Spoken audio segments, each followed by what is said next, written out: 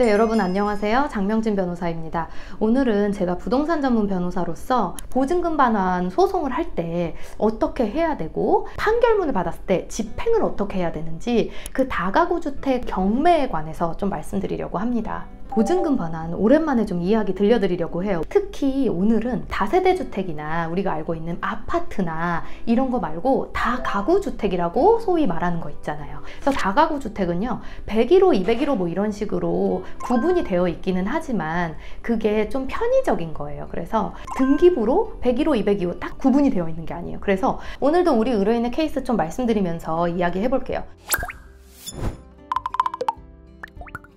우리 의뢰인이 1억 넘는 금액으로 그 다가구 주택의 한 호실에 이제 입주를 하셨었어요. 그런데 이제 만기가 돼도 이제 이 집주인이 후속 임차인이 들어오지 않으면 돈을 줄 수 없습니다. 이런 식으로 일단 나오고 있고, 이 건물 등기부를 떼보면 다가구 주택이라서 구분 등기가 안 돼 있어서 101호, 201호 이렇게 따로 등기부가 나오지 않고 무슨 동 10-1번지다. 번지의 건물 통 등기부만 나옵니다. 이거를 그래도 한번 떼봤더니 막 임차권 등기가 슬슬 들어오고 있고, 그래서 좀 불안하신 거죠. 그리고 게다가 우리 의뢰인은 이사도 시급히 나가셔야 하는 상황이었어요. 그래서 일단 우리 의뢰인한테 만기 이후에 저희가 이제 임차권 등기까지 해드리고 그 다음에 이사를 하셔라 이렇게 말씀을 드렸거든요. 그리고 이사하신 후에 이자까지 해가지고 지연손해금까지 다 해서 1억 2천만 원에 대해서 판결을 받으셨어요.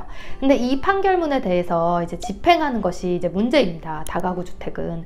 왜냐면 여러분, 구분 등기가 돼 있는 주택은 예를 들어서 내가 빌라 101호에 살았어요. 그리고 그게 구분 등기가 되어 있어서 등기부에 101호 하면서 나옵니다. 그런 경우에는 내가 집주인의 어떤 재산을 파악하는 것이 급선무이겠지만 지금 임대 보증금도 돌려줄 자력이 없는 임대인들이 다른 재산을 막 가지고 있는 경우가 정말 많지 않거든요.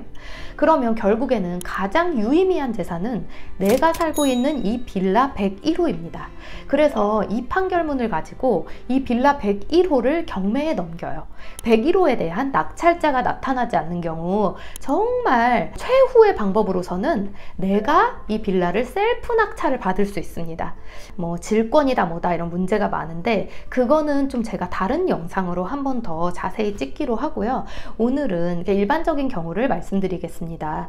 그래서 강제 집행의 한 방법으로서 경매에 넘겨서 낙찰자가 나타나면 정말 좋은데, 내가 만약에 1억 5천이 전세금이다 하면 낙찰자가 2억에 낙찰받았다 하면은 1억 5천을 받고 나는 나오면 그만인데, 아무도 이거를 사고 싶어 하는, 낙찰받고 싶어 하는 사람이 없는 경우에는 그러면 내 보증금 채권하고 이 집하고 이 낙찰 대금하고 상계라는 걸 해서 내가 그냥 이 집이라도 돈 대신에 갖는다.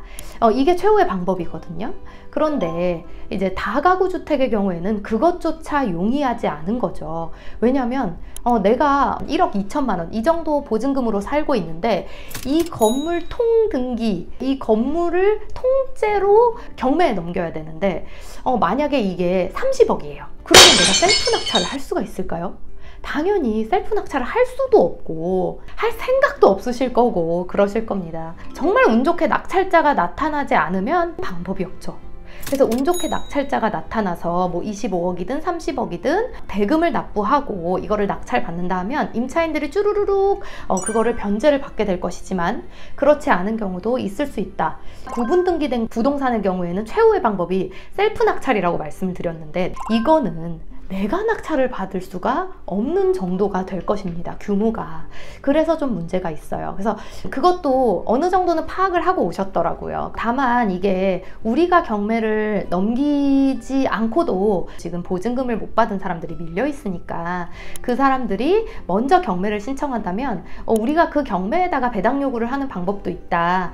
이렇게 말씀을 드렸었는데, 정말로 우리가 경매를 신청을 할 준비를 하고 있었는데 이미 경매가 들어간 게 확인이 되는 거예요. 그래서 이제 거기에 배당 요구를 하는 방법으로 집행을 좀 하고 계시고, 그러면은 이제 낙찰자가 나타나게 되면 변제받을 것을 기대해 볼 수 있는 상황이 되었습니다. 그리고 이 경매 말고도 내가 보증금 반환 판결을 받았다, 어떤 금전 이행 판결을 받았다라고 하면 그거에 따른 통장 압류를 한다든지 기타 강제 집행 방법들 충분히 생각해 보실 수 있으니까요.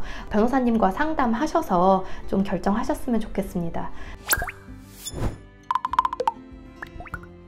네, 오늘은 보증금 반환, 특히 다가구 주택의 경우 소송하고 경매가 어떻게 이루어지는지, 어떤 게 좀 문제인지 한번 말씀드려봤습니다. 구독과 좋아요도 부탁드립니다. 감사합니다.